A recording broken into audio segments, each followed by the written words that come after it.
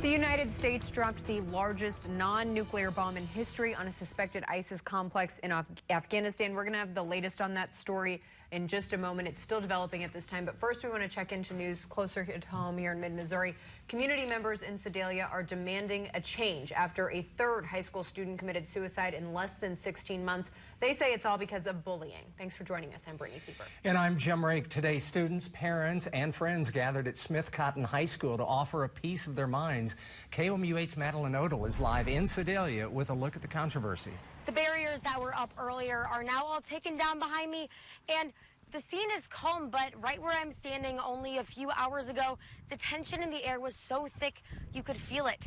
Today's protest was organized after another student here, 16-year-old Riley Garius, took her life less than a week ago. Riley's death raised the number of student suicides here at the school to 3 in less than 16 months. With chants and screams, people cried for answers from school officials. Everyone protesting said bullying has been an ongoing issue at the school and is a major reason why those students took their lives.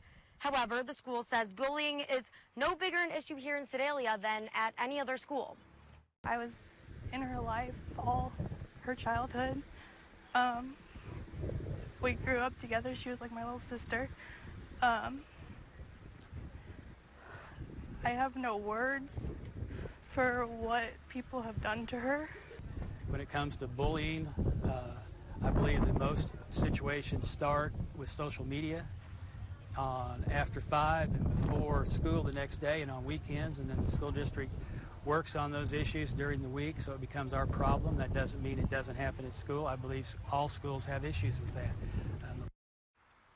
The school's principal and guidance counselor got a lot of criticism from today's crowd, but the school district says they're doing the best they possibly can. Reporting live in Sedalia, Madeline Odell, KOMU8 News. Here's what's happening right now. We're learning more about the mother of all bombs that the U.S. dropped on Afghanistan today. The target, a tunnel where ISIS fighters were known to be operating. This comes just days after the U.S. dropped a missile strike on Syria. NBC's Blaine Alexander reports. It's been nicknamed the mother of all bombs, used for the very first time on a battlefield by American forces targeting a group of ISIS fighters in a northern province of Afghanistan. We have incredible leaders in the military, and we have incredible military, and we are very proud of them, and this was another very, very successful mission. The White House offering few details about the strike. We targeted a system of tunnels and caves that ISIS fighters used to move around freely, making it easier for them to target U.S. military advisors and Afghan forces in the area. I think it's another signal to ISIS, to the Taliban, to al-Qaeda in Afghanistan. You can burrow into the rocks, but we'll come get you day or night. It comes days after the U.S. missile strike on Syria and as the president threatens to take action on disarming North Korea if China won't. North Korea is a problem. The problem will be taken care of. This action in Afghanistan apparently not ordered personally by the president. This is actually something that was ordered by General Nicholson, who's the battle commander there on the ground in Afghanistan. It didn't even have to go to U.S. Central Command or to the White House for approval. But it still sends a message to countries around the world, friend and foe alike. I would bomb the hell out of ISIS, yes. And shows the president is willing to turn some of his toughest talk into action. It was Blaine Alexander reporting. The Pentagon says U.S. forces took every precaution to avoid civilian deaths. Missouri is the only state in the country that does not have a prescription drug monitoring program, but that could change. Today, lawmakers agreed on most issues, but not all of them. KOMU8's Max Deeknight is live at the Capitol to tell us why, behind the scenes, there's still a political chess match being played in Jefferson City. Max? Last week, the biggest opponent to the prescription drug monitoring program, Senator Rob Schaaf, came out and surprised everyone by saying he would support the bill this year under one condition, that condition being that every doctor in the state be required to actually use the database. And while many people rejoiced over his announcement, I found out today that this bill is still very far from being settled. This is Cody, one of his senior pictures. Jim Marshall's son, Cody, overdosed on heroin and died a few years ago. I hope no one ever goes through it, because I can't even describe how bad it is or how hurtful or painful to, watch your son pass. Cody was only 20 years old. Jim's story is not unique. My daughter has been an addict. She's a recovering addict. She's been clean for over 2 years. But for 13 years, we went through the ups and downs of addiction. Enter Representative Holly Rader, the mother of a recovering heroin addict herself. Holly sponsors the PDMP bill, and she thinks this might finally be the year Missouri joins the rest of the nation. It's a very delicate process that we're in right now, but I'm hoping that we have come to an agreement. But not so fast, says Representative Bill White. He says the amendment could lead to doctors being sued.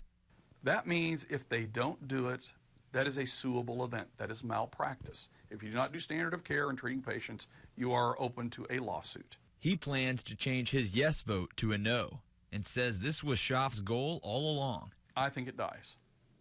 I think we don't pass it out of the House. And that will be my goal. I think that I think this amendment is designed to kill the bill. I spent all morning trying to get in touch with Senator Schaaf here at the Capitol today. I called him on his cell phone. I showed up at his office. I even showed up at the Senate chamber and asked for an interview, but he told the doorman that he's not doing any interviews with the media today. Amid all the political games, parents like Jim Marshall sit back and watch and wait and wonder. Aren't we tired of Missouri kind of being in the lower tier of whatever comparisons we do statewide? And now we've got a kid dying every 10 minutes of an overdose death. We've got to do more educating, and this is part of the education process here.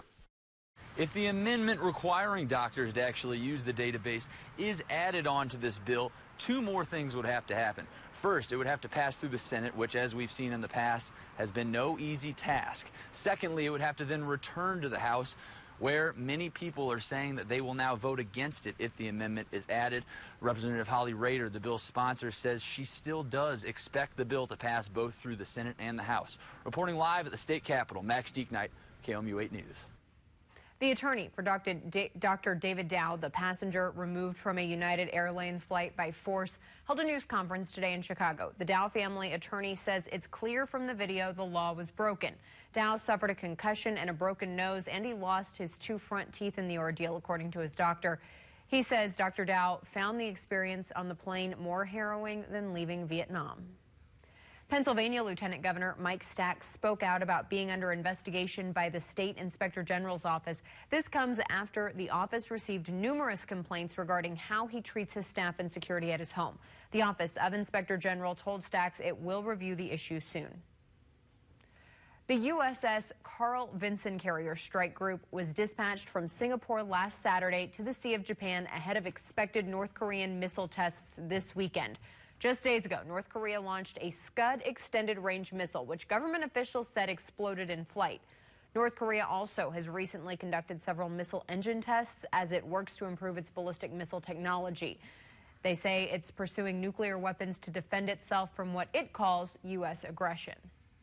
Civilians were evacuated today from villages that have been under siege either by Syrian government forces or rebel groups. The pro-Syrian government military released this video. More than 10,000 residents are expected to be evacuated. The Canadian government introduced new legislation on marijuana today. If passed, adults 18 and older will be able to legally buy and cultivate small amounts of marijuana for personal use. Selling the drug to a minor will become a serious new criminal offense. The plan is to have a legalized pot system in place by June of 2018.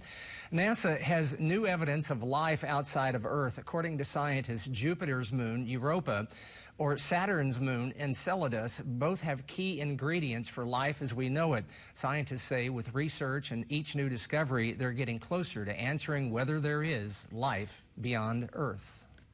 It was a gorgeous spring day out there. Let's take a look at your forecast with Tori.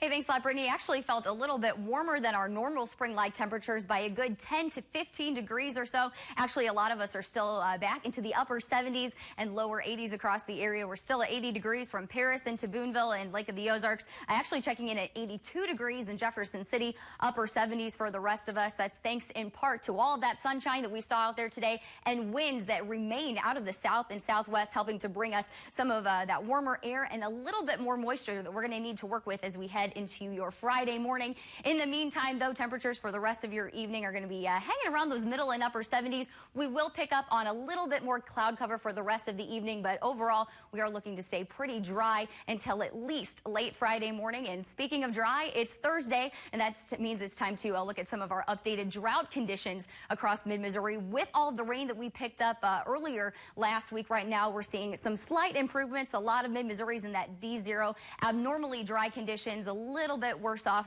moderate drought conditions from areas east of Jefferson City into Lynn and Herman. Now we have several opportunities for rainfall, not only for this upcoming weekend, but almost every day in your 8-day forecast. I'll break down the timing in just a little bit. Coming up, a local community college is better preparing students for the workforce. Plus, what might be causing your migraines? And you're taking a live look over the Columbia Regional Airport. We had a story yesterday about how business is up there. You can find that on KOMU.com. It's 5:09, and this is KOMU 8 News, first at 5, coverage you can count on. Next Wheel starts out right. We're going to give away a lot of money tonight. I can feel it. And oh, wow, what a night. In some ways, it's a crapshoot. That's true. That's why they call it Wheel of Fortune. Also, the name Jeopardy was taken. Weeknights at 6:30 on KOMU.